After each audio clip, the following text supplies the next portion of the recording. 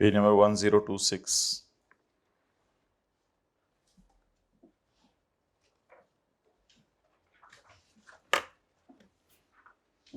ये हम डिस्कस करने लगे हैं एक्सचेंज ऑफ एसेट्स, तो इसमें आ जाए।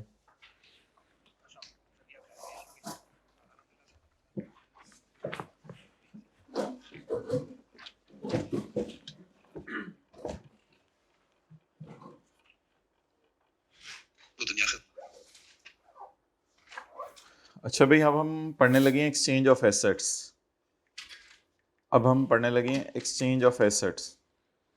एक्सचेंज ऑफ एसेट्स में ये होता है कि पुराना एसेट जा रहा होता है और नया एसेट आ रहा होता है। तो जब पुराना एसेट जा रहा होता है, नया एसेट आ रहा होता है, उसमें हमने देखना ये होता है कि हमें किसकी फेयर वैल्यू गिवन है। असूली तौर पर हमें चाहिए होती है पुराने की फेयर वैल्यू, क्योंकि हमारे स्टैंडर्ड की थीम ये नहीं है कि जो चीज आप ले रहे हैं वो बाजार में कितने की है। हमारे स्टैंडर्ड की थीम ये है जो चीज आप लेने गए हैं उसको कितने में लिया है।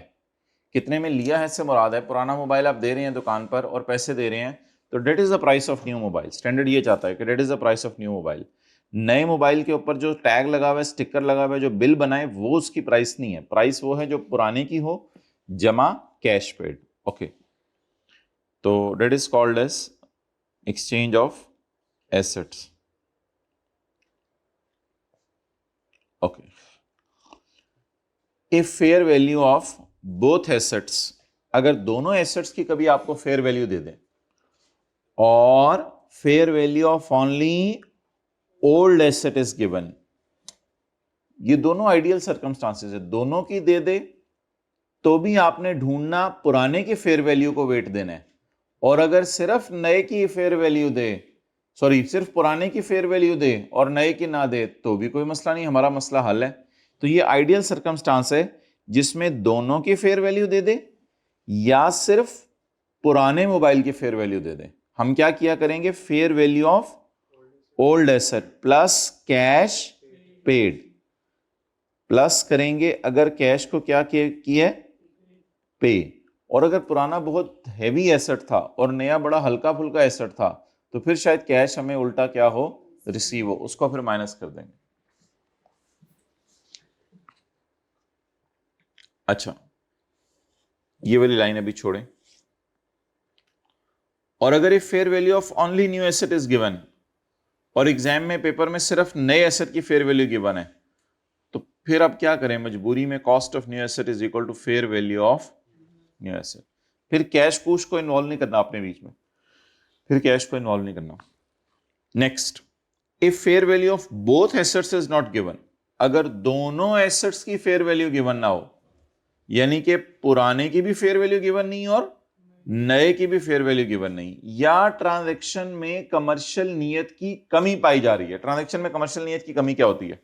ट्रांजैक्शन में कमर्शियल नीयत की कमी यह होती है कि मिसाल के तौर पर सर उमैर और सर आसिफ आपस में अपनी गाड़ी एक्सचेंज कर लेते हैं। वो दोनों एक ही मॉडल की थी, बस दोनों का कलर डिफरेंस था। कि मिसाल, मैं ऐसी बात कर रहा हूँ अजीब सी, कि मिसाल के तौर पर रिश्तेदार आ रहे हैं, जरा उन पर रोब शोप डालेंगे, यार दो दो गाड़ियाँ रखी हुई हैं और ये है और वो है और इस तरह का। इसी तरह कई ट्रक बनाने वाली कंपनीज, ट्रक वाली कंपनीज जो कि ट्रक डिलीवरीज के तौर पे काम देती हैं, वो दूसरों से ट्रक चेंज करती रहती हैं। मकसद ये होता है कि ऐसे कस्टमर्स पे रोब डालना, यार हमारे पास बड़े ट्रक हैं और हम ये हैं, वो हैं, हम बहुत बड़ी ट्रांसपोर्ट कंपनी है। तो इस तरह कुछ लोग अपने एसेट्स को चेंज करते रहते हैं। इसी तरह जो है, जिस दुकान पे कस्टमर्स आते रहते हैं, वो कुछ चीज़ें उन्होंने दुकान पे रखी होती हैं, तो वो कस्टमर्स के आने की वजह से साथ वाले दुकानदार से कहते हैं ज़रा तुम अपने वाली चीज़ हमारी तरफ भेज दो, हम अपने। तो इस तरह कस्टमर समझते, पता नहीं इनकी क्या क्या चीज़ें पड़ी हुई हैं इनके पास और क्या। तो इसमें सिर्फ कस्टमर पे रोप डालना मकसूद होता है, कोई कमर्शियल नीयत मकसूद नहीं होती। तो अगर कभी ऐसा कोई बिजनेसमैन हरकत कर ले, कैसी हरकत करे?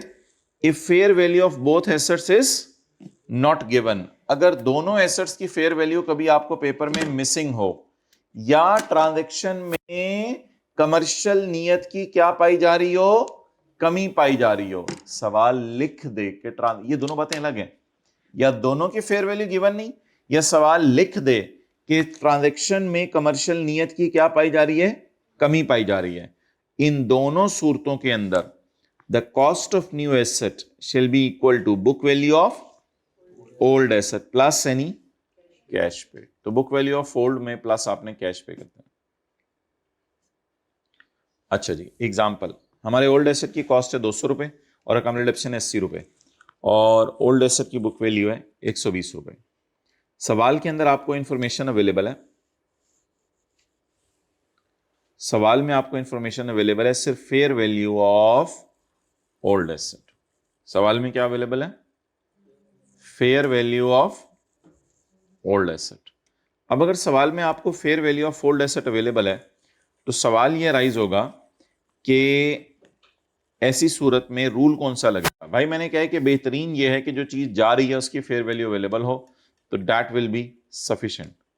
अच्छा, इस ट्रांजैक्शन में कैश पेड भी है, कहां लिखा हुआ है कैश पेड? अच्छा सॉरी, अदर इंफॉर्मेशन में उसने फेयर वैल्यू ऑफ ओल्ड भी दी है, फेयर वैल्यू ऑफ न्यू भी दी है और साथ उसने कैश पेड भी दिया है। सिनेरियो वन अप करते हैं। जाने वाला मोबाइल 130 का था, जो नया मोबाइल है वो 150 का है और कैश पेड 12 है। अजम्पशन लेते हैं जी कि fair value of both assets is given. आपको fair value of both assets given है। अब ऐसी सूरत में हमारी जनरल एंट्रीज क्या होंगी जब fair value of both assets given है? एसेट न्यू हमारे पास आ रहा होगा, एसेट ओल्ड हमारे पास से जा रहा होगा, अकोमोडेशन होगी, कैश इन्वॉल्व होगा, बैलेंसिंग गेन और लॉस आ जाएगा। अच्छा, पहली बात, टॉप से पकड़ें, जाने वाले एसेट की कॉस्ट क्या है? 200, सबसे टॉप से देखें, और जाने वाले की अकोमोडेशन 80 और कैश पेड 12। अब जो कॉस्ट ऑफ न्यू एसेट निकालनी है उसमें सवाल में डेटा अवेलेबल है कि fair value of both assets is given. दोनों एसेट्स की फेयर वैल्यू गिवन है। अब अगर दोनों एसेट्स की फेयर वैल्यू गिवन है सवाल में, तो फिर ऐसी सूरत में आप क्या करेंगे? दोनों की अवेलेबल है तो बेहतरीन है, फिर आप पुराने की फेयर वैल्यू लें प्लस एनी कैश पेड। तो ये रेड से देखें मैं क्या लिखने लगा हूं, 130 जमा 12 इज इक्वल टू 142। तो 142 is the price of new asset. अब गेन लॉस निकालना, कितना निकला?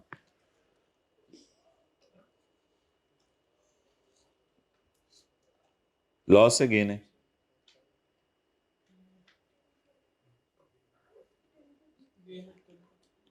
टेन का गेन है, नोट कर लें। जनरल एंट्रीज पेज नंबर कौन से? 1026।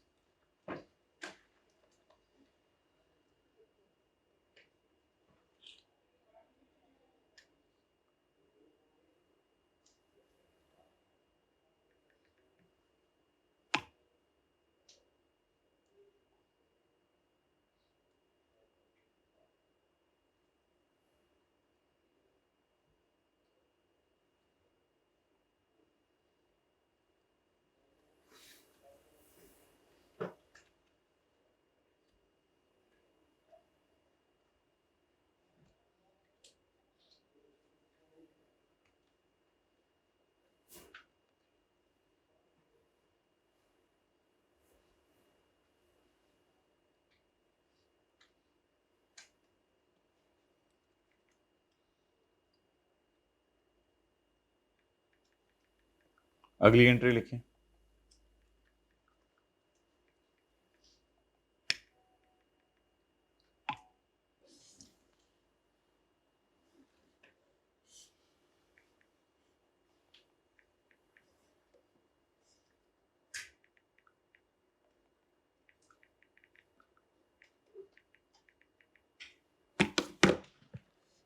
अगला सवाल है जी सिनेरियो नंबर 2।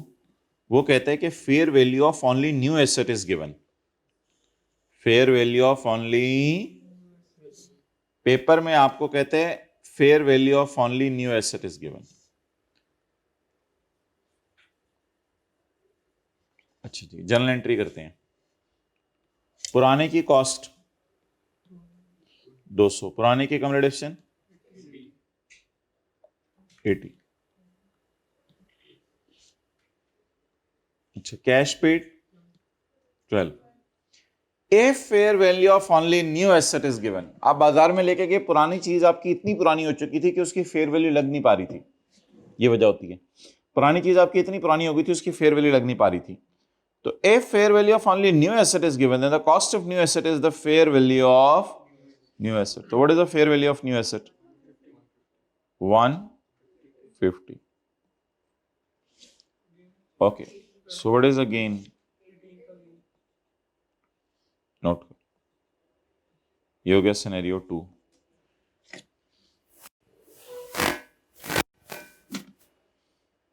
गाड़ी से वो स्पीकर वगैरह, माइक वगैरह सारी चीजें निकाल ली।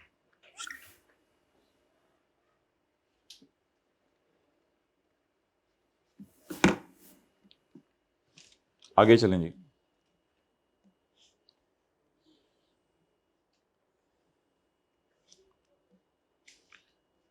A question may attempt in paper where the fair value of both assets is not given। दोनों एसेट्स की फेयर वैल्यू गिवन नहीं है। अब जाने वाले की भी फेयर वैल्यू गिवन नहीं है और जो एसेट आ रहा है उसकी भी फेयर वैल्यू गिवन नहीं है। या फिर ऐसा भी हो सकता है पेपर में लिखा हो कि फेयर वैल्यूज तो मालूम है लेकिन ट्रांजैक्शन लैक्स कमर्शियल सब्सटेंस। जी, जाने वाले एसेट की cost, accumulated option cash 12। if fair value of both assets is not given, then cost of new asset is equal to book value of old plus cash paid। so what is the book value of old? 120 plus cash paid 12, 132। so what is balancing? 0।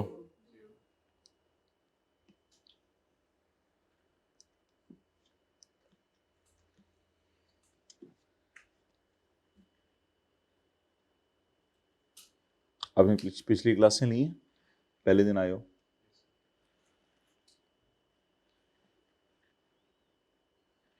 Okay,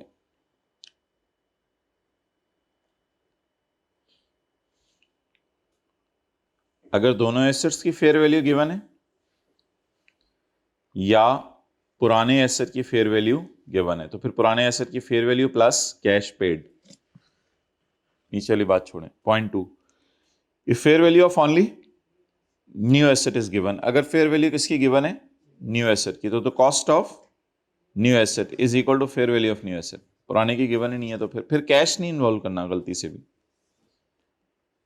and if fair value of both assets is not given, then book value of old asset plus cash paid. या transaction में commercial substance की कमी पाई जा रही है। May be इसमें fair value given हो आपको दोनों की, लेकिन जब ट्रांजैक्शन में कमर्शियल नियत ही नहीं है तो फिर ऐसी सूरत में बुक वैल्यू ऑफ ओल्ड।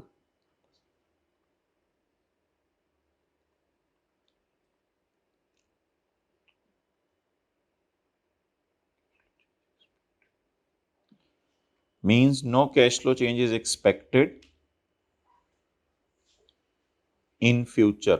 आमतौर पे ये पेपर में ऐसे लिखा होता है, फ्यूचर में इसकी वजह से कैश फ्लो चेंज नहीं आएगी। जी समीर भाई, फ्यूचर में इनकी वजह से कैश फ्लो चेंज नहीं आएगी, यानी गाड़ियां थर्मोमेर सरा से तब्दील कर लें तो जो काम उससे कर रहे हैं वही वाला काम करते रहेंगे।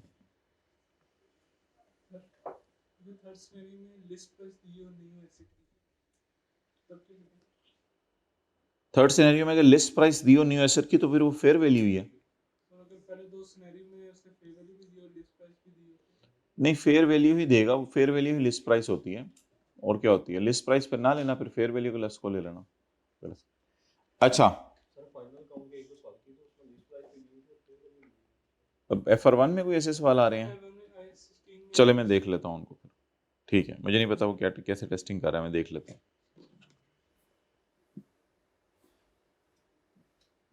मैं ये नोट कर लूँ इसको, मैं देख लेता हूँ। मैं फिर इसका जवाब कल दोबारा दे दूंगा।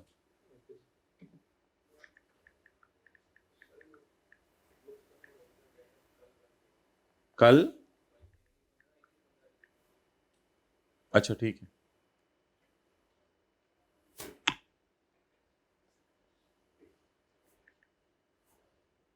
अस्सलाम वालेकुम। वही सब बुक्स इतनी जल्दी खत्म हो गई, 15 सिर्फ आई थी। अच्छा, कई दफा ना ऐसे हो सकता है कि सवाल के अंदर ये लिखा हो कि fair value of both assets is given और fair value of old asset is given. ये सवाल में लिखा हो कि दोनों की गिवन है, बट एक लाइन आ जाए कि fair value of acquired asset is more clearly evident than fair value of old asset, यानी नए एसेट की फेयर वैल्यू के ज्यादा सबूत मौजूद हैं एज कंपेयर टू पुरानी की fair value, then its fair value will be considered as cost. यानी इसको फिर सेकंड सिनेरियो की तरह ही डील करेंगे। यानी पेपर के अंदर एक सवाल आया इस तरह का, ये सवाल नोट कर लेते हैं। Fair value of old 5, fair value of new 13, cash paid is 3, और पेपर में लिखा हुआ था fair value of new is more evident. नए की फेयर वैल्यू के ज्यादा शफायद मौजूद हैं, इसका मतलब है पुराने की फेयर वैल्यू में कोई तुक्का लगा है, कोई अंदाजे लगे हैं। फिर क्या करें? ऐसी सूरत में आप क्या करेंगे? ऐसी सूरत में आप जल्दी बताएं। हाँ, ऐसी सूरत में आप कॉस्ट लेंगे fair value of new asset. तो कॉस्ट क्या बन जाएगी? What is the fair value of new asset? ये तस्वीर खींचो, ये मिसाल नोट।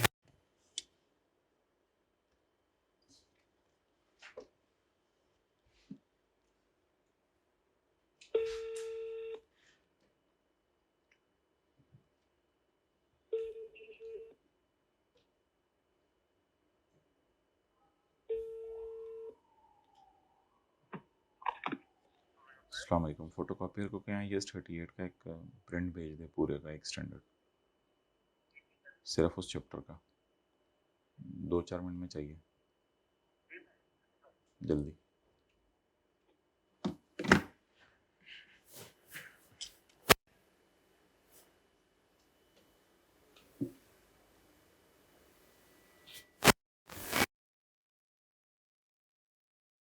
कल सुबह आके आपने याद कराने क्लास में, एक दफ़ा इनको ज़रा रिवाइज करेंगे, ये वो आप ही की जिम्मेदारी है याद करवाना। ओके, आगे चलें।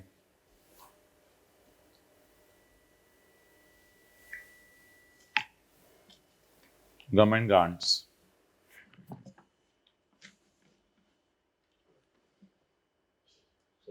जी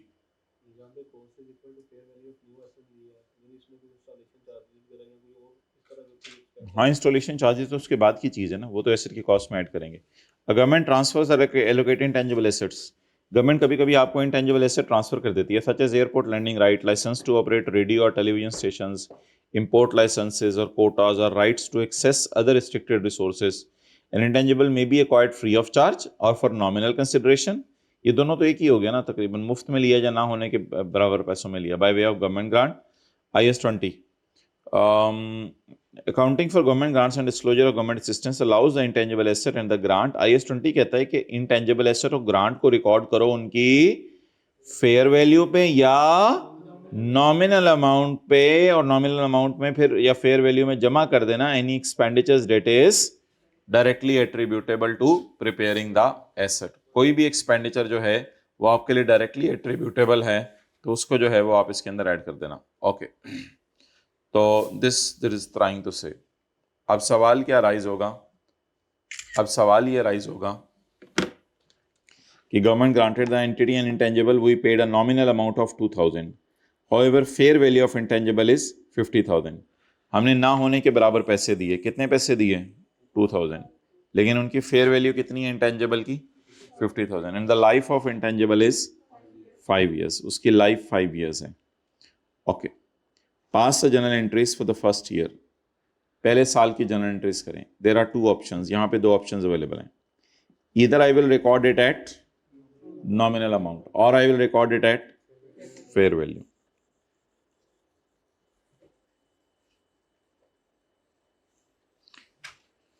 Achha, when I will record it at nominal amount, there will be no concept of deferred grant. यानी कि फिर कोई चक्कर नहीं होगा. देखें कैसे. If I record it at nominal amount, what is nominal amount? 2000. तो intangible debit, cash credit with an amount of 2000. And because its life is 5 years. So on यकम जनवरी 2001 is ये एंट्री 31/12/X1, क्योंकि डेट्स नहीं दी हुई सवाल में.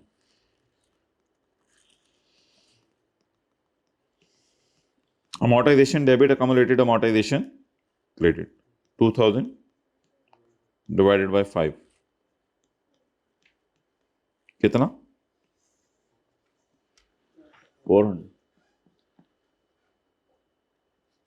But this is if I record them at nominal amount. If I record them at nominal amount. But if I record them at fair value, then on Yakam January X1, the entry will be intangible debit, cash, credit. So I'm supposed to record it at fair value, but the cash paid is only 2000. Now where the remaining will go? अब हमारी खुशी आ गई है, लेकिन इस खुशी को फौरन P&L में नहीं डालना. इस खुशी को वैसे वैसे P&L में डालना है जैसे जैसे एसेट को अमोर्टाइज करना है.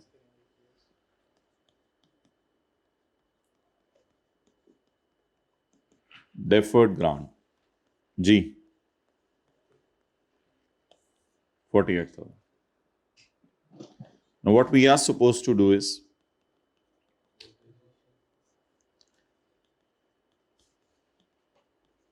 amortization expense debit and accumulated amortization credit 50,000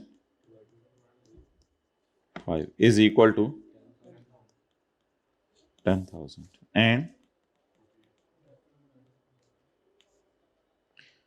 अब डेफर्ड ग्रांट डेबिट करें एंड ग्रांट इनकम, या फिर आप P&L क्रेडिट कर दें. 48,000 को कितने सालों में खत्म करें? 5 सालों में. जी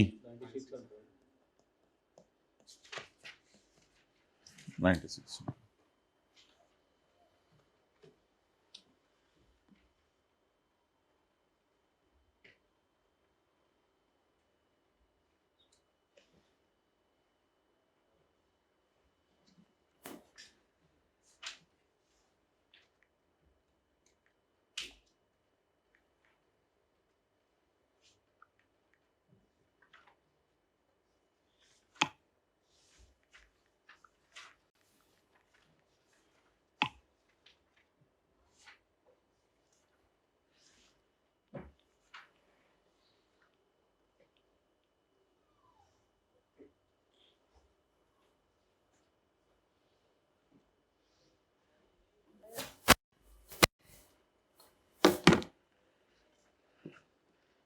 IS 21 के भी ला दें नोट्स इनको पिछले टॉपिक के.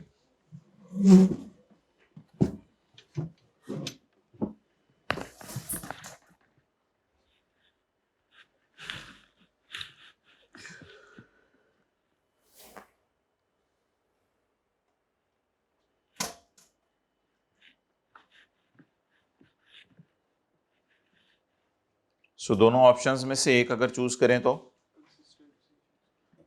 कंसिस्टेंसी से अप्लाई करें. दोनों ऑप्शन में से एक चूज करें तो उसे क्या कहेंगे? नहीं, उसे कहेंगे क्या? ये हमारी अकाउंटिंग पॉलिसी है. इसको है एज ए अकाउंटिंग पॉलिसी हमने अडॉप्ट कर लिया है. अगर 2 चॉइसेस अवेलेबल हों, उनमें से एक चॉइस ऑप्ट कर ली जाए तो वो अकाउंटिंग पॉलिसी हमारी सेलेक्ट हो जाती है या चेंज हो जाती है? सेलेक्ट हो जाती है. पहली दफा जब करते हैं तो उसे सिलेक्शन कहते हैं.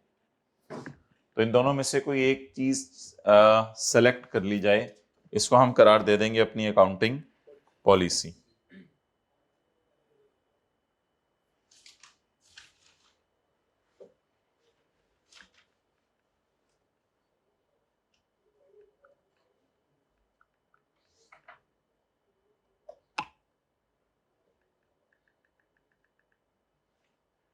हो गया जी, चलें आगे चलें।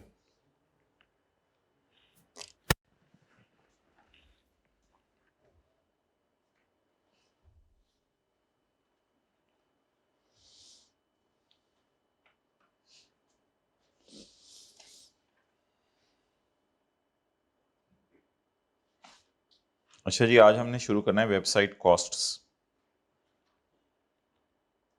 सो come on page number 1037।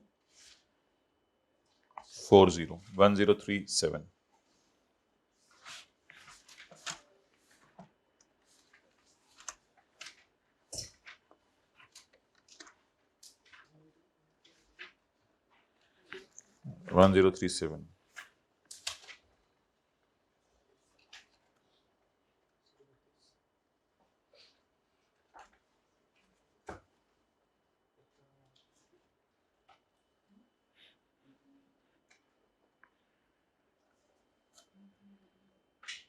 Okay, so what is the difference between this Pepsi company website and this Dolenz website? What difference you feel? It is Pepsi company website. It is Pepsi company website, food, beverages. And it is Dolenz website. जी, Pepsi company website is just for advertisement purpose. आप ये नहीं कह सकते कि मुझे fresh बोतल या फ्रेश चीटोस चाहिए, चीटोस लिखे हुए थे, फ्रेश बोतल या फ्रेश चीटोस चाहिए तो मैं फैक्ट्री से डायरेक्ट ऑर्डर करता हूँ। ऐसी कोई ऑप्शन अवेलेबल नहीं है। ये चीज़ें आपको कहाँ से मिलेंगी? ये चीज़ें आपको बाजार में ही खरीदने से मिलेंगी। ये पेप्सी वाले नहीं बेचेंगे।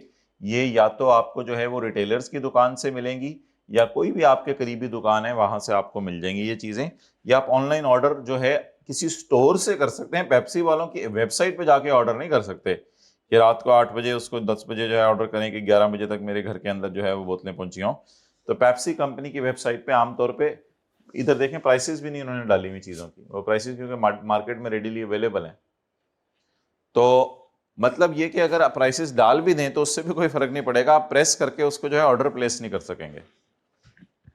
लेकिन ये जो वेबसाइट है, ये देखिए आप, डॉलेंस की वेबसाइट का हमने एक लिंक लिया है, तो प्राइस लिखी हुई है, पहले 77,000 का था, 57,000 के, जाके जरा ले लीजिएगा आज। ओके, तो अब सवाल क्या राइज होता है? सवाल ये राइज होता है कि स्टैंडर्ड कहता है कि कभी कभी आप वेबसाइट इंटरनली जनरेट करेंगे। कभी कभी आप वेबसाइट क्या करेंगे? इंटरनली जनरेट करेंगे, मींस कि आप मेहनत करके खुद बनाएंगे। तो अगर पेप्सी वालों ने वेबसाइट को इंटरनली जनरेट किया है और इंटरनली जनरेट किया है just for the purpose of advertisement, कि उस पर अपनी प्रोडक्ट्स की क्या करेंगे? एडवर्टाइजमेंट। आज से चंद साल पहले जब ऑनलाइन क्लासेस नहीं होती थी तो फिर सीए के कॉलेजेस वालों की भी वेबसाइट्स बनी हुई थी, लेकिन वो सिर्फ किस पर्पस के लिए थी? एडवर्टाइजमेंट पर्पस के लिए। लेकिन जब ऑनलाइन क्लासेस शुरू हुई तो उन वेबसाइट्स के ऊपर अगर आप जो है वो करें तो ऑनलाइन कोर्सेज भी लॉन्च होने लग गए और वेबसाइट के जरिए ही ऑर्डर प्लेस करके आप ऑनलाइन क्लासेस लेने लग गए, जिसकी वजह से वो वेबसाइट्स जो पहले सोलली एडवर्टाइजमेंट पर्पस के लिए यूज होती थी, अब वो वेबसाइट्स यूज होती हैं for the purpose of sale of products and directly generating the revenue. चलें जी, बिस्मिल्लाहिर्रहमानिर्रहीम। Page 1037, intangible assets, website costs. An entity may incur expenditure on development and operation of its own website. Operational expenditure तो आमतौर पे फिर आगे expense में ही जाएगा।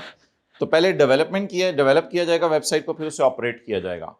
अच्छा, website may be for external access and may be for external access के लिए वेबसाइट वो होगी जिसका आप यूआरएल डालेंगे और आप एक्सेस कर लेंगे, और इंटरनल वेबसाइट वो होगी जो हो सकता है पेप्सी या डॉलेंस वालों ने अपने एम्प्लॉइज के लिए बनाई हो। सिर्फ उसमें एम्प्लॉइज देखता हो मेरी छुट्टियां कितनी बनी, मेरी सैलरी कितनी कटनी है, मैंने सामान जो है वो पेप्सी के फलां ब्रांच से मंगवाना है, ये करना है, वो करना है, रॉ मटेरियल का ऑर्डर करना है, आपस में इंटरनल कम्युनिकेशन हो। मिसाल के तौर पे वाइस प्रिंसिपल साहब ने प्रिंसिपल साहब से कोई बात करनी है और वाइस प्रिंसिपल साहब ने जो है वो आगे टीचर्स को कोई मैसेज कम्युनिकेट करना है, वो सारा का सारी कम्युनिकेशन जो है वो हो रही होगी इंटरनल एक्सेस वाली वेबसाइट पे, उसकी एक्सटर्नल एक्सेस नहीं होगी। लेकिन अगर टीचर्स ने कोई बात स्टूडेंट्स से कम्युनिकेट करनी है तो वो फिर इंटरनल एक्सेस वाली वेबसाइट, स्टूडेंट्स को उसका एड्रेस नहीं बताया जाएगा, वो सिर्फ एक कॉन्फिडेंशियल एड्रेस होगा जो मैनेजमेंट के बंदों के पास होगा। तो अगर एक वेबसाइट आप अपनी इंटरनल बना लें तो उसको ये कहा जाएगा कि ये इंटरनल एक्सेस वाली वेबसाइट है, और जिसमें आप जो है वो बाकी लोगों को भी अलाउ करें एक्सेस, वो एक्सटर्नल वेबसाइट वाली एक्सेस है। मैंने जो आपको दोनों दिखाई हैं वो बताएं कौन कौन सी बनती हैं। वो दोनों ही एक्सटर्नल एक्सेस की हैं, क्योंकि एक्सटर्नली एक्सेसिबल थी तो हमने उनके स्क्रीनशॉट लिए ना। तो अगर कोई ऑर्गेनाइजेशन अपने जाती इस्तेमाल के लिए वेबसाइट बना ले जिसमें अपने एम्प्लॉइज को फैसिलिटेट करना मकसद हो, तो फिर वो इंटरनल एक्सेस के लिए होगी। इसमें तो स्टोर होंगी companies policies, customer details, customer को अप्रोच नहीं करेंगे हम, बस कस्टमर डिटेल्स इसमें लिखी होंगी, सर्च रेलेवेंट इंफॉर्मेशन, कोई भी ऑर्गेनाइजेशन की रेलेवेंट इंफॉर्मेशन। जो एक्सटर्नल एक्सेस के लिए वेबसाइट्स हैं, इसमें जो पहली वाली है पेप्सी की है, जैसे promote and advertise on products and services. Electronic services लोग देते हैं, ऑनलाइन सर्विसेज देने लग गए हैं लोग, और सेल्स की अपनी चीज सही करनी है, कंप्यूटर में कोई मसला आ रहा है, ऑनलाइन सर्विसेज ले लें। सेल प्रोडक्ट्स एंड सर्विसेज, दराज and TCS, courier service etcetera. अच्छा, इश्यूज क्या हैं? इसको कहते हैं SIC 32 स्टैंडर्ड इंटरप्रिटेशन कमेटी थी पहले पुराने स्टैंडर्ड्स में, अब तो इफ्रिक कहते हैं इसको। वो इफ्रिक देखेंगे क्या होते हैं हम। SIC नंबर 32 है, 31 SIC आए थे तो फिर इस 32वें की जरूरत पड़ी, क्योंकि IS 38 के अंदर इंटेंजिबल, अगर वेबसाइट कॉस्ट डेवलप आप कर रहे हैं, वेबसाइट डेवलप कर रहे हैं, तो उसके बारे में गाइडेंस अवेलेबल नहीं थी। The issues are whether the website is internally generated intangible, पहला ये सवाल होगा, and the appropriate accounting treatment, और अगर इंटेंजिबल है तो इसकी अकाउंटिंग ट्रीटमेंट क्या है। An entity's own website that arises from development, आपकी अपनी वेबसाइट जो आपने खुद डेवलप की है और इंटरनल एक्सटर्नल एक्सेस के लिए है, is an internally generated intangible. वो इंटरनल एक्सेस वाली भी इंटेंजिबल है। अच्छा, क्योंकि फ्यूचर में इकोनॉमिक बेनिफिट आएंगे ना कॉस्ट सेविंग के फॉर्म में। Is an internally generated intangible asset that is subject to the requirements of IS 38, और उस पर फिर IS 38 की रिक्वायरमेंट्स नहीं लगेंगी। कहते कोई ऐसी मैं नई चीज नहीं आपको पढ़ाने लगा। तो entity's own website that arises from development and is for internal or external access is an internally generated intangible that is subject to requirements. But एक exception आई नीचे, but लिखेंगे तो वो फिर एक फिक्रे का रिदम बन जाएगा। but ऊपर कह दिए ये इंटेंजिबल है, but लिखा तो गायब हो गया सब कुछ।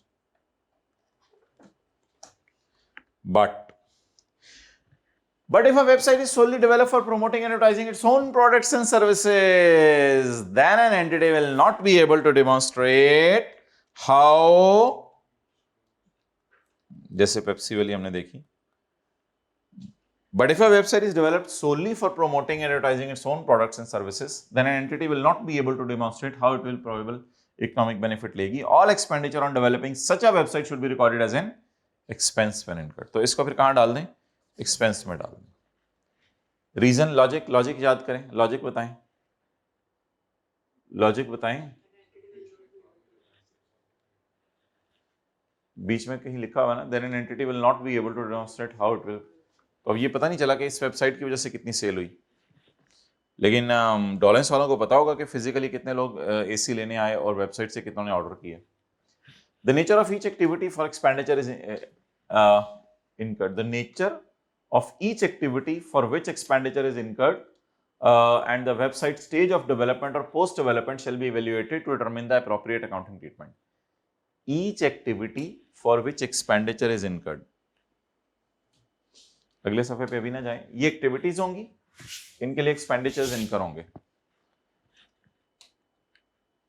The nature of each activity for which expenditure is incurred, training of employees भी हो सकती है, मेंटेनिंग वेबसाइट भी हो सकती है, in the website stage of development, और कहां तक डेवलप हो गई है, और डेवलपमेंट के बाद भी कई दफा थोड़ा बहुत काम होता रहता है वेबसाइट पे, shall be evaluated to determine appropriate accounting treatment. ये तो वैसी लाइन लिखी हुई है, ये क्या टेस्ट होनी है। Conclusion, an entity's own website is an internally generated intangible asset if वो जो हर स्टैंडर्ड में बात लिखी होती है, फ्यूचर में बेनिफिट आएंगे और cost can be. Useful life of website should be as short as possible. जाहिर बात है वेबसाइट 50-50 साल तो नहीं रहती, 2-3 साल बाद लोग बदल देते हैं। आईकेएफ की वेबसाइट भी आप देख रहे हैं अक्सर बदलती रहती है उसको। SAC 32 डज नॉट अप्लाई को छोड़ें।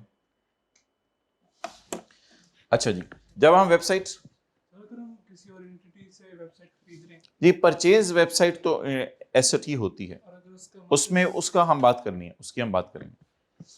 ओके अच्छा मोहतरम, ये जो अल्फाज हैं इनको जरा गौर से देखना है और ये 4 लफ्ज पढ़ें।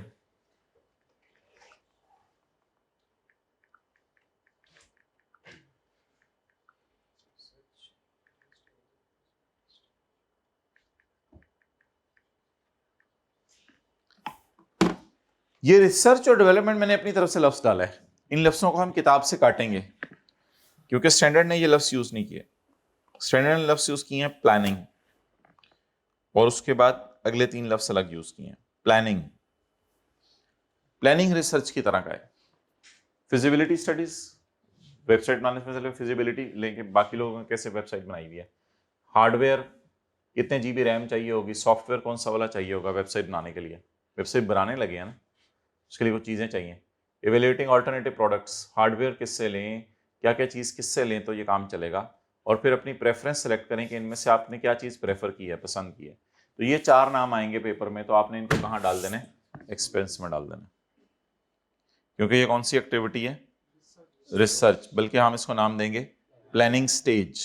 प्लानिंग स्टेज, ऊपर स्टेज लिखा हुआ है। अच्छा, अब आप एप्लीकेशन एंड इंफ्रास्ट्रक्चर डेवलप करें, यानी कि वो बेस डेवलप करें। इसमें आप सबसे पहले डोमेन नेम लें।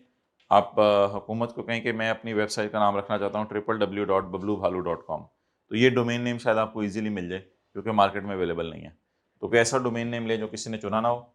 उसके बाद डेवलप करें operating software. Operating software develop होगा operating system and server software. Operating software वो होता है जैसे विंडोज़ जो होती है ना, उस तरह ऑपरेटिंग सॉफ्टवेयर होता है। और सर्वर, मेन सर्वर होता है जिसके ऊपर हमारा डाटा सेव होता है। अच्छा, इसमें कुछ तफसील है कि ये पीपी में कब जाएगा और ये यहाँ कब जाएगा, इस डिस्कशन को हम बाद में करेंगे। अच्छा, डेवलपिंग कोड फॉर एप्लीकेशन, जाहिर बात है कोड लैंग्वेजेस यूज़ करें, पता नहीं कौन कौन सी होती हैं, C++, वो जावा, ये लैंग्वेजेस यूज़ करें और डेवलप करें कोड उसका। उसके बाद इंस्टॉल करें डेवलप्ड एप्लीकेशंस को वेब सर्वर के ऊपर। जो आपने सर्वर खरीद लिया है, सर्वर हार्डवेयर होता है ना, सर्वर के ऊपर, सर्वर लिख लें हार्डवेयर, वेब सर्वर हार्डवेयर होता है, हार्डवेयर के ऊपर आप डेवलप जो एप्लीकेशंस कर रहे हैं, जो एप्लीकेशंस बना रहे हैं, उनको आप इंस्टॉल करना शुरू करें। स्ट्रेस टेस्टिंग करें जिसमें आप लोड डाल के देखें कि एक वक्त में, मिसाल के तौर पे आईकेएफ की वेबसाइट पे अगर 10,000 बच्चा अपना चेक करने आ जाए रिजल्ट, तो लोग कहते हैं वेबसाइट बैठ गई है। तो ये स्ट्रेस टेस्टिंग होती है कि अगर एक वक्त में ज़्यादा लोग अप्रोच करेंगे तो वेबसाइट का क्या बनेगा। और उसमें आगे ग्राफिकल डिज़ाइन की तरफ चले जाएं, अपीयरेंस कैसी होगी, कलर्स कैसे होंगे पेजेस के। और कंटेंट डेवलपमेंट में आप उसके अंदर जो अंग्रेजी वगैरह डालते हैं वो सारी आ जाएगी। क्रिएट कर लें, वो खुद परचेज कर लें, किसी से प्रिपेयर कर लें, और फिर उस इंफॉर्मेशन को अपलोड कर दें on the website before the completion of websites development. ये वेबसाइट की डेवलपमेंट कंप्लीट होने से पहले पहले सारे काम जो है वो कर लिए जाएं, तो इसका नाम रखा जाएगा कंटेंट डेवलपमेंट। तो ऊपर वाले 4 नाम आ रहे हुए तो उन्हें एक्सपेंस में डालेंगे, और ये वाले 7 नाम आ रहे हुए, 5 ये और 7, इनमें ये ऑपरेटिंग सॉफ्टवेयर असल में बनाना, ये देखेंगे क्या है, इसको अभी छोड़ें। तो ये वाले सारे नाम आ रहे हुए तो इनको डेवलपमेंट में डालेंगे। These will be capitalised however if recording, अब इनको 6-7 दफा पढ़ना है बस घर जाके, मजबूरी है, क्या करें। These will be capitalized, however, if recording criteria of IS-38 is not met, then it will be expensed. अगर IS-38 का रिकॉर्डिंग क्राइटेरिया पूरा ना हुआ, वो जो 6 शराइत हमने पढ़ी थी, वो 6 शराइत अगर पूरी ना हुई तो फिर इसको भी कैपिटलाइज नहीं किया जाएगा। इस प्रोसेस के दौरान अगर आपने कोई तस्वीरें ली और उसके लिए फोटोग्राफर को पैसे दिए तो वो फिर आपके एक्सपेंस में जाएंगे, क्योंकि that is sort of advertisement. Expenditure incurred in development phase, ये सारी डेवलपमेंट फेज है। Expenditure incurred in development phase for advertisement purpose is expensed, for example professional fees paid to expert for taking the digital pictures of entities products. तो ये बातें याद करें आप। Feasibility studies करना, defining hardware and software specifications, alternative products, supplier selecting preferences. इसको expense में डालेंगे। डोमेन नेम लेना, फिर उसके बाद कोड डेवलप करना, उसके बाद इंस्टॉल करना, उसके बाद स्ट्रेस टेस्टिंग करना, अपीयरेंस ऑफ पेजेस बनाना और कंटेंट क्रिएट करना। कंटेंट क्रिएट करना ये सारा कैपिटलाइज होगा। ऑपरेशनल फेज, ऑपरेशनल फेज तो एक्सपेंस में जाती है, क्योंकि जैसे एसी इंस्टॉल हो गया उसके बाद होने उसके ऊपर रिपेयर होगी, तो that is like operational phase. Operational phase में आप कभी कभी ग्राफिक्स को अपडेट कर देते हैं जरा अच्छी नजर आए, कभी कोई नए फंक्शंस ऐड कर देते हैं, कोई एक दो बटन वेबसाइट पे ऐड कर देते हैं, वो यूजर्स कह रहे थे बटन नहीं है ये लगाओ। Registering the website with the search engine, search engine Google वालों को पैसे देते हैं, किसी और को पैसे देते हैं कि यार जब लोग लिखें कि अच्छे कैलकुलेटर कहाँ से मिलते हैं तो हमारी वेबसाइट का नाम ऊपर आए। डेटा बैकअप करते हैं आप, सिक्योरिटी एक्सेस को देखते हैं, किसी सिक्योरिटी कंपनी से कहते हैं कि इसके ऊपर फायरवॉल इंस्टॉल कर दे, कोई एंटीवायरस इंस्टॉल कर दें। एनालाइजिंग यूजेज ऑफ वेबसाइट्स, और वेबसाइट की यूजेज देखते हैं, अक्सर मॉनिटर करते रहते हैं, सुबह कितने कस्टमर देखते हैं, दोपहर को कितने कस्टमर आते हैं, रात को कितने आते हैं, कितने बच्चे किस टाइम क्लासें ले रहे होते हैं, एनालाइज करते हैं आप। कहते हैं ये इस पे अगर कोई भी खर्चा आ रहा है आपका तो इसको आपने हमेशा किस में डालना है, एक्सपेंस में, unless it meets the recording criteria of IAS 38 for capitalisation of subsequent expenditure. ये जो सब्सिक्वेंट एक्सपेंडिचर का क्राइटेरिया है ना, ये वो नॉर्मल वाला नहीं है। सब्सिक्वेंट का क्राइटेरिया ये होता है कि एक्स्ट्रा बेनिफिट आए, वेबसाइट पे एक्स्ट्रा बेनिफिट आए, एक्स्ट्रा बेनिफिट यानी आप एक्स्ट्रा रेवेन्यू जनरेट करें या कॉस्ट सेव हो।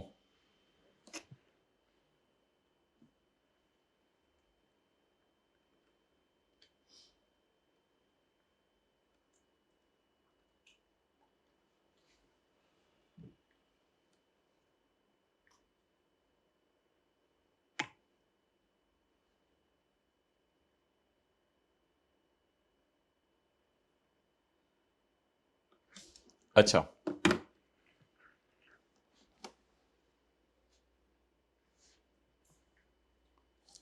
इसके बाद मिसाल के तौर पे ना आपने वेबसाइट में कोई नया फंक्शन ऐड किया, नया फीचर ऐड किया, जिसकी वजह से कस्टमर्स को कोई पिक्चर्स खोलने में मसला आता था, लेकिन आपने कहा पिक्चर में अलग से फाइल बना के अपलोड कर देता हूँ, तो इससे कोई एक्स्ट्रा बेनिफिट शायद ना आए। लेकिन अगर पहले आप कैश ऑन डिलीवरी रखते थे, अब आपने कैश ऑन डिलीवरी की बजाय अकाउंट में पेमेंट भी अलाउ कर दी, तो हो सकता है इससे कस्टमर्स जो कैश घर में नहीं रखते थे वो आपकी चीज़ें खरीदने लग जाएं। तो इस एक्स्ट्रा फीचर को आप कह सकते हैं कि ये एक एक्स्ट्रा बेनिफिट है जो बेसिक क्राइटेरिया IAS 38 का तो मीट करे। Cost can be made reliably and future economic benefits are probable, ये बेसिक क्राइटेरिया होते हैं और साथ वो 6 क्राइटेरिया होते हैं, वो तो पूरे करने हैं। लेकिन साथ सब्सिक्वेंट एक्सपेंडिचर का क्राइटेरिया ये है कि सब्सिक्वेंट एक्सपेंडिचर को आमतौर पे कैपिटलाइज नहीं किया जाता, क्योंकि वो नॉर्मली वेबसाइट को मेंटेन करने के लिए होता है, एनहांस करने के लिए नहीं होता। लेकिन अगर वो कभी वेबसाइट को एनहांस करने के लिए यूज हो, जिसमें एक्स्ट्रा बेनिफिट आए, तो फिर मिसाल के तौर पे adding allowing online payment, allowing online payments, तो हो सकता है आप इससे कहें कि मेरी सेल में बूस्ट आया है, तो फिर आप इसको कैपिटलाइज कर दें।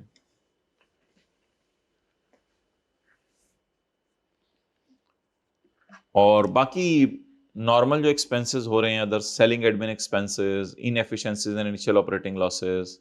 इनएफिशिएंसीज ये होता है यानी वेबसाइट आपने बना दी है लेकिन कुछ हो ही नहीं रहा, लोग चीज़ें ही नहीं खरीद रहे उससे आके। इनिशियल ऑपरेटिंग लॉसेस, शुरू में लॉसेस आने लगे हैं आपको, एम्प्लॉय को ट्रेन कर रहे हैं वेबसाइट कैसे चलानी है, इन सबको कहाँ डालने हैं, एक्सपेंस में। Selling admin and other general overheads expenditure unless it can be directly attributable. अगर कभी पेपर में लफ्ज आ जाए ना कि ये खर्चे डायरेक्टली एट्रीब्यूटेबल हैं वेबसाइट के बनाने के लिए, तो फिर आप बेशक इनको जो है वो कैपिटलाइज कर दीजिएगा। अगर लफ्ज आए कि these expenditures are directly attributable for preparing the website, वरना ना डालिएगा। चलें जी, अप्लाई करना शुरू करें इन सारे कॉन्सेप्ट्स को सवाल के ऊपर। निकालें पास पेपर का क्वेश्चन नंबर 17 जी।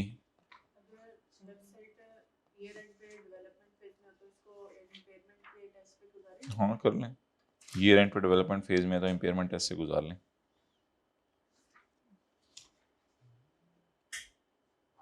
जी क्वेश्चन 16 करें जी।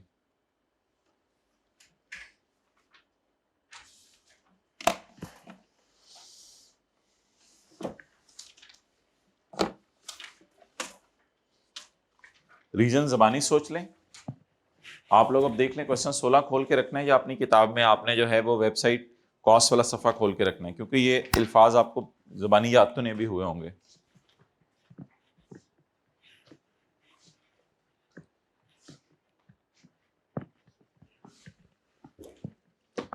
चार 5 मिनट लें, 3-4 मिनट लें, कॉस्ट निकालें और रीजन ज़बानी सोच लें।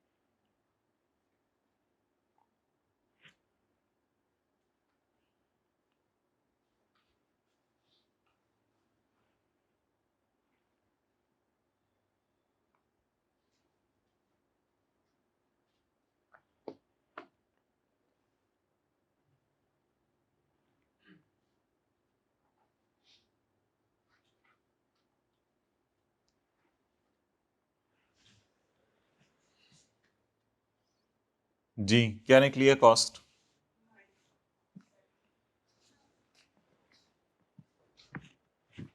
दो आवाजें आई हैं, 9 और ये दूसरों की 10। 10 में क्या डाला है? एक ज्यादा 9 आनी चाहिए।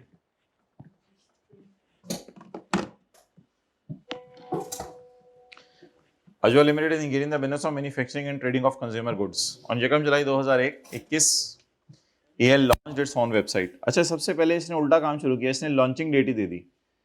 वेबसाइट लॉन्च ऐसे नहीं होती कि प्रोडक्शन डिपार्टमेंट को दे दी। वेबसाइट लॉन्च ऐसे होती है कि आपने जनरल पब्लिक को बता दिया कि यार हमारा कारोबार है, अब हमने उसकी वेबसाइट भी बना लिया। अब ये इसका यूआरएल है, यूआरएल कहते हैं पता नहीं, यूनिवर्सल रिसोर्स एलोकेटर या लोकेशन जो भी होती है, लोकेटर जो भी पता नहीं क्या होता है। तो जो वेबसाइट के एड्रेस का जो नाम होता है, वेबसाइट का जो नाम होता है। On 2 July we launch its own website. तो सबसे पहले इसने लॉन्च की डेट दी, बनानी कब शुरू की ये नहीं बताया उसने, डायरेक्टली लॉन्च की डेट दे दी आपको। अब देखते हैं बनानी कब शुरू की थी। The website was developed internally which met the recording criteria. अच्छा, 6 क्राइटेरिया पूरा हुआ है, रिकॉर्डिंग क्राइटेरिया पूरा हुआ, क्राइटेरिया जो IS 38 में पढ़ते थे, यकम मई को। इसका मतलब है कि मई और जून में अच्छी वाली डेवलपमेंट चली है, वो वही बातें 6 वाली। Directly attributable cost incurred for website are as follows. Directly attributable cost ये है। All cost for incurred evenly throughout the mention period का मतलब बताएं।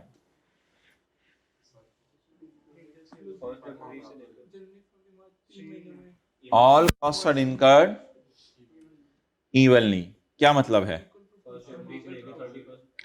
मतलब ये है all cost are incurred evenly का कि अगर ये throughout the mentioned period लिखा हुआ है ऊपर, throughout the mentioned period और साथ स्टार लगा हुआ है, यानी कि अगर ये कॉस्ट 3 महीने की है तो इसे डिवाइड करोगे 3 से तो 1 महीने की निकल आएगी, ये मतलब होता है इस बात का। अच्छा, अब इस सवाल में एक मसला बताएं कि इसकी डेवलपमेंट शुरू कब हुई?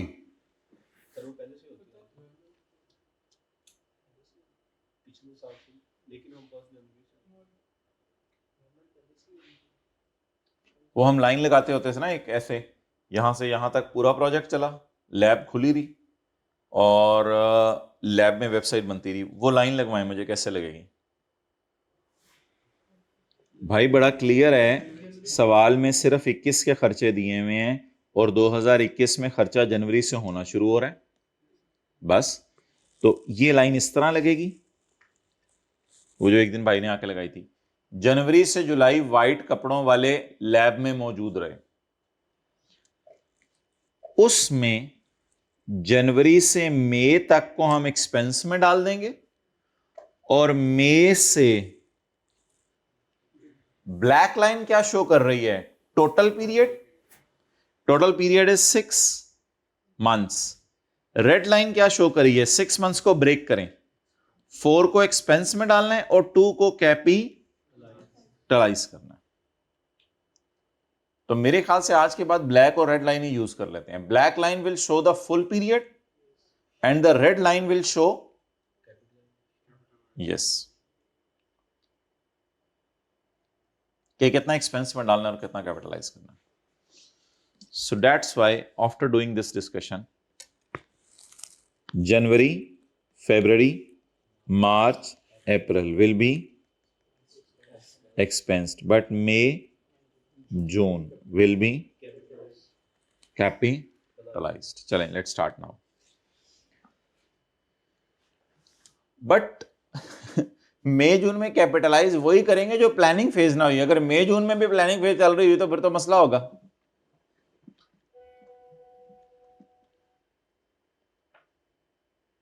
Okay, let's start.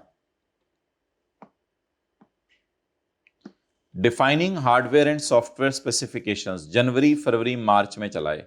Defining hardware and software specifications, ये कौन सी फेज है? Planning phase.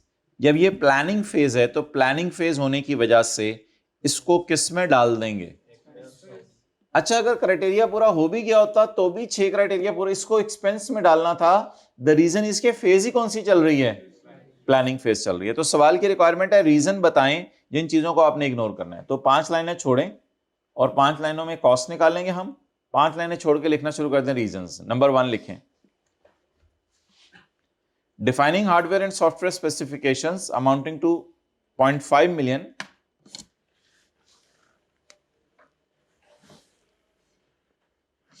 defining hardware and software specifications amounting to 0.5 million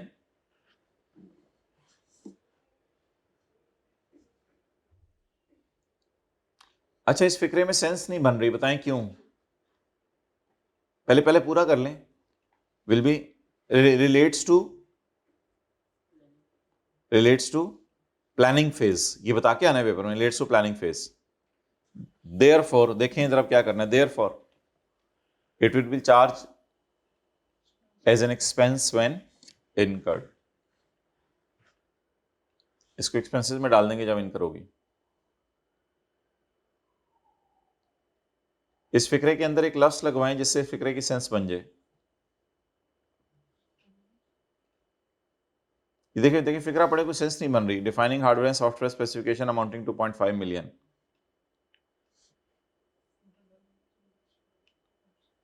इस फिक्रे के शुरू में 2 लफ्ज लगाएं। फिक्रे के शुरू में डिफाइनिंग से पहले expenditure on.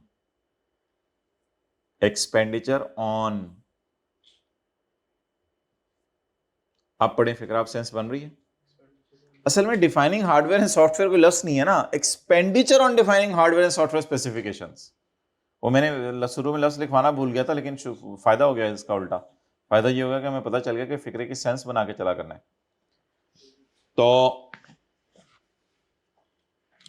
Expenditure on defining hardware and software specification relates to planning phase, therefore it will be charge as in expense. Salaries and general overhead जनवरी से जून चलते रहे, जनवरी से जून चलते रहे। अब जनवरी, फरवरी, मार्च, अप्रैल वालों को क्या कर दें?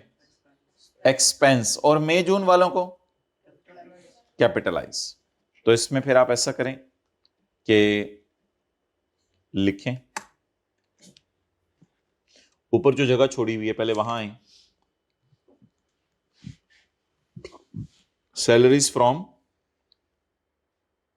मे टू, नहीं ऊपर जो जगह छोड़ी हुई है आप लोगों ने जहां कॉस्ट निकाल रहे हैं, एक तो मैं आपको रीजंस लिखवा रहा हूं ना, रीजंस में तो 1 लिख ली है, 2 लिखेंगे अभी जी। मई से जून में कितनी कॉस्ट हुई? ये पर मंथ है या टोटल है?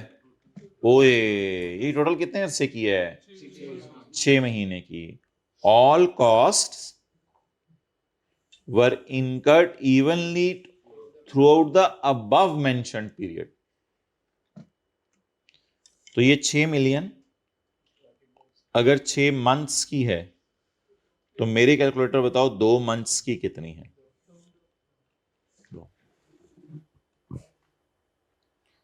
अब 2 में से बाकी 2 चलेगी, बाकी कितनी रहेगी? 4। तो रीजंस में आए, salaries from January to April, salaries from January to April, बोले चलिए अमाउंटिंग टू पहले लिख लें, अमाउंटिंग टू 4 मिलियन, यानी 6 डिवाइड बाय 6 ज़रब 4,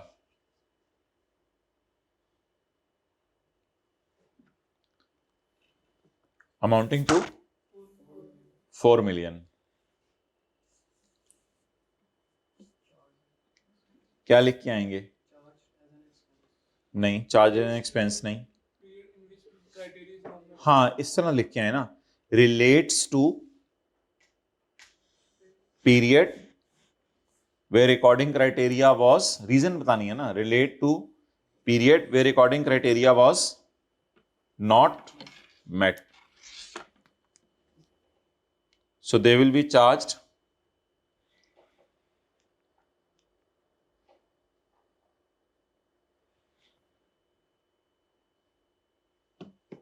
relates to period where recording criteria was not met, so these will be charged to expenses.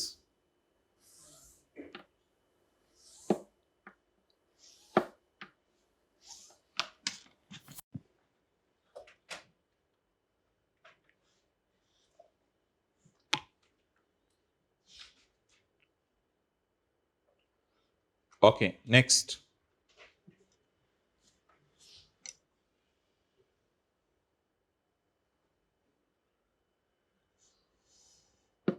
Development of content, content development हुई है मई जून में। मई जून में कौन सी फेज चल रही है? अच्छी फेज चल रही है। कंटेंट डेवलपमेंट ढूंढने, कंटेंट डेवलपमेंट, कंटेंट डेवलपमेंट, वो तो मेन हेडिंग से ही पकड़ा गया, कंटेंट डेवलपमेंट।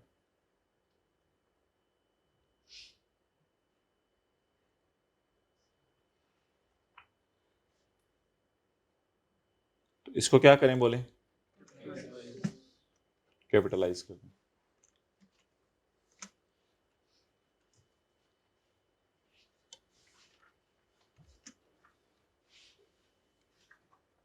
इधर रीजंस नहीं देनी जी, बोले।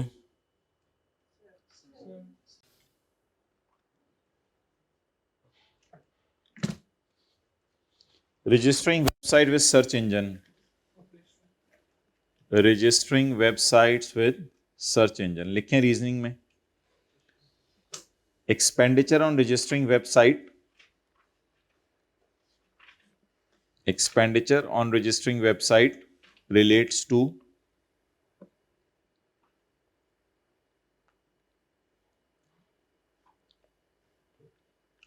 कौन सी stage? Operational stage. Therefore it will be charged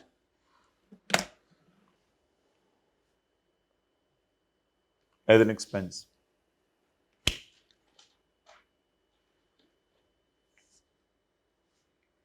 अच्छा भाई, माना कि अच्छी वाली डेवलपमेंट चल रही है मई जून में तो अच्छी वाली डेवलपमेंट चल रही है, फिर क्यों हम इसको एक्सपेंस में डाल रहे हैं?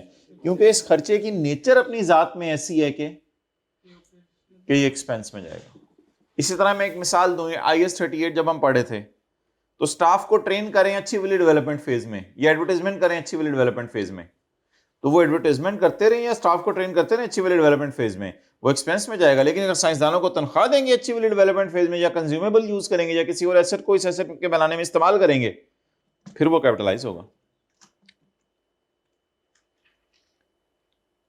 अच्छा जी, तो ये वन उधर चला गया। वन की अमाउंट पता नहीं लिखी नहीं लिखी, आपने लिख लेनी चाहिए थी। Annual fees for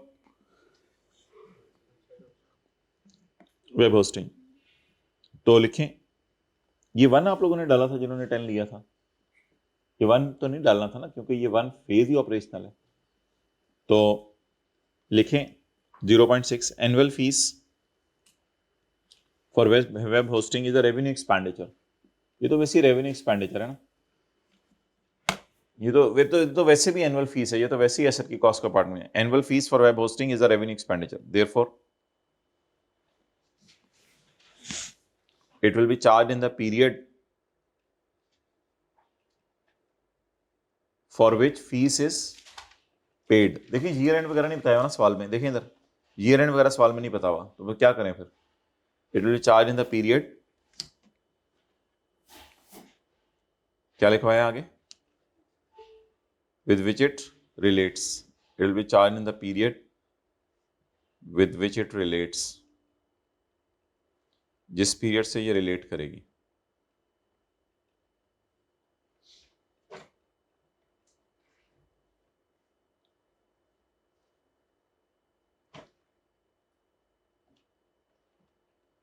okay next,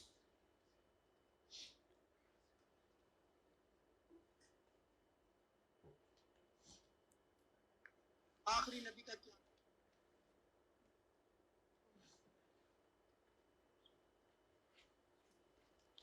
आगे चलें।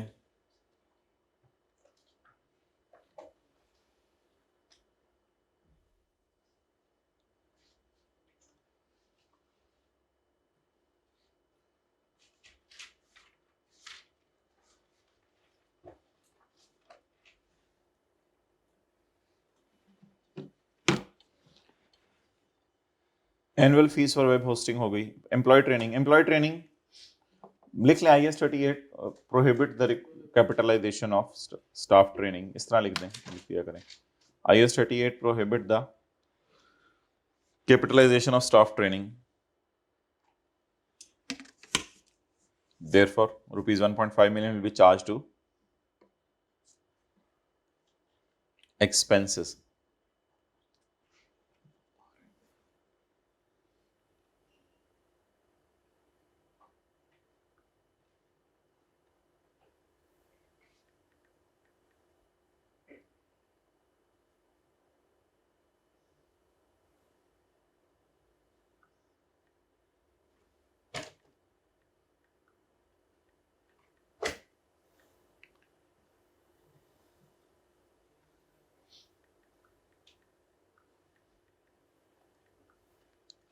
अच्छा जी, discount offer for logging on websites, यानी कि आप फिजिकली मेरी दुकान पे आओगे तो चीज़ आपको 100 रुपए की मिलेगी, लेकिन अगर मेरी वेबसाइट से खरीदोगे तो 80 रुपए की मिल जाएगी। ये तो वैसे ही एडवर्टाइजमेंट है। लेकिन discounts offered for logging on websites is will also be charged to P&L, being a revenue expenditure।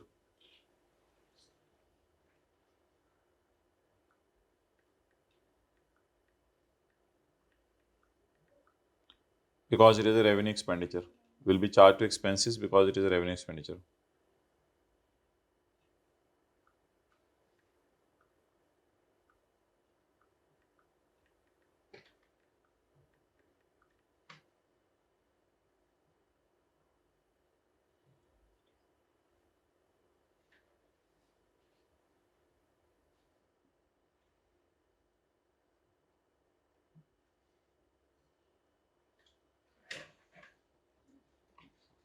Okay,